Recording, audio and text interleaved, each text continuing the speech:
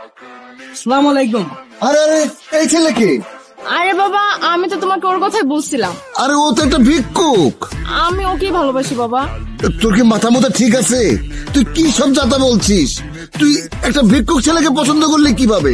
আরে বাবা, ও তো যেন তেন ভিক্ষুক না, ও হলো খানদানি ভিক্ষুক। মানে?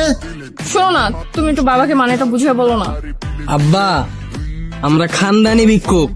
আমার দাদাই প্রথমে শুরু করছিল ভিক্ষা করা, তারপর আমার বাপে ধরছে, এখন আমি ধরছি। নেন, আইফোনটা রাখেন, আপনার জন্য নিয়ে আসছি। আইফোন? তুমি আইফোন কোথায় পেলে? এখন কি মানুষ আইফোন ভিক্ষা দেয় নাকি? আব্বা কি যে কোন আপনি, আইফোন আবার কেউ ভিক্ষা দেয়? গুলিস্তানের মোড়ে বইসা মাথার ঘাম পায়ে ফালায়া ভিক্ষা কইরা পরিশ্রম কইরা আপনার জন্য এই আইফোনটা কিনে নিয়ে আসছি। রাখেন, আপনি হইলেন আমার শ্বশুর, আমার একটা প্রেস্টিজ আছে না?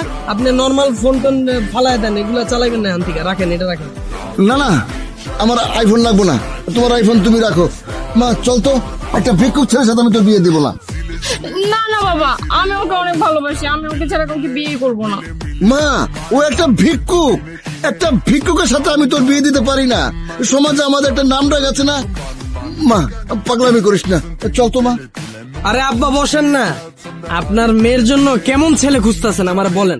ছেলেকে প্রতিষ্ঠিত হতে হবে, এই ঢাকা শহরে অন্তত একটা ফ্ল্যাট থাকতে হবে, মাসে অন্তত লাখ টাকা কামাই থাকতে হবে। আমার ঢাকায় বাড়ি আছে 2টা, উত্তরায় ফ্ল্যাট আছে 3টা।